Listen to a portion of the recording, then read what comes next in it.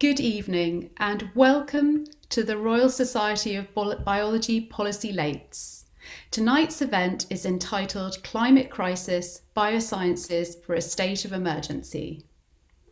I'm Julia Knights, Deputy Director of the Science Museum and your chair for this evening. A bit of background on the Policy Late series. It's a partnership between the Royal Society of Biology and 5 member organisations.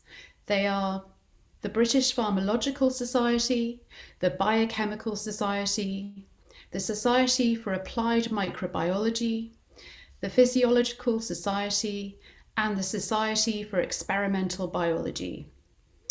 The purpose of these policy lates is to enable knowledge exchange and interdisciplinary and intersectorial interaction on important bioscience policy topics. Due to current COVID-19 pandemic, this event series has become virtual, and all events, including this one, can be viewed on the Royal Society of Biology's YouTube channel. The previous 3 events focused on healthy ageing, the challenges of antimicrobial resistance, and discovery research during COVID-19.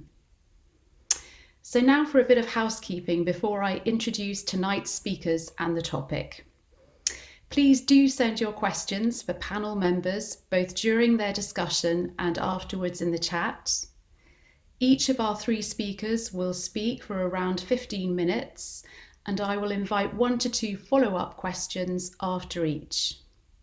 And then after all the presentations, we'll finish up with a Q&A, so do send us more of your questions in the chat function then. You, the audience, will be muted with cameras disabled throughout. And finally, your feedback is invaluable to the Royal Society of Biology, so there'll be an email survey after the event. Please do let us know what you think. And now for a little bit more on tonight's event.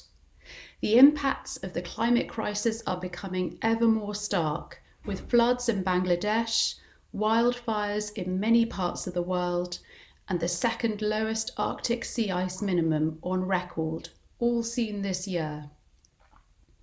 5 years ago in Paris, world leaders committed to a historic agreement to hold the increase in the global average temperature to well below 2 degrees Celsius, above pre-industrial levels, and to pursue efforts to limit the rise to 1.5 degrees Celsius. However, even if all countries who signed up to the Paris Agreement fulfilled their pledges to reduce their carbon emissions, we would still be on track for a 3-degree world or even more. Since Paris, the International Climate Science Consensus has made clear that the planet has already warmed by around 1 degree Celsius on average, while some regions, like the Arctic, have overshot that warming by at least 4 times. Also, thousands of scientists have contributed to the United Nations Intergovernmental Panel on Climate Change special report on global warming of 1.5 degrees. And the key finding of that is that the 1.5 degree target is possible, but it would require deep emissions reductions and rapid, far-reaching and unprecedented changes in all aspects of society. The report also found that every degree of warming matters, and that limiting global warming to 1.5 degrees Celsius compared with 2 would reduce challenging impacts on ecosystems, human health and well-being, and that a 2-degree temperature increase would exacerbate extreme weather, rising sea levels and diminishing Arctic sea ice, coral bleaching and the loss of ecosystems, among many other impacts. In November next year, the UK, of course, will host, alongside Italy, the presidency of the United Nations Climate Change Conference of Parties, the COP26 in Glasgow.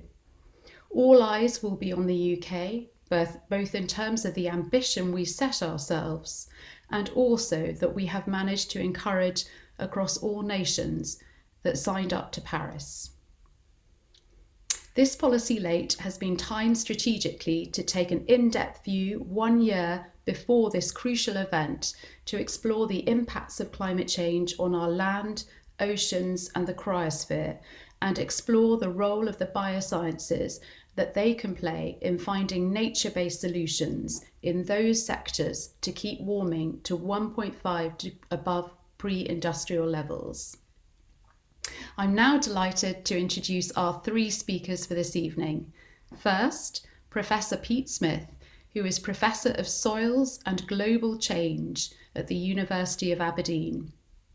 Second, Dr Carol Turley, Senior Scientist at Plymouth Marine Laboratory. And finally, Nigel Topping, the UK High-Level Climate Action Champion from the Cabinet Office.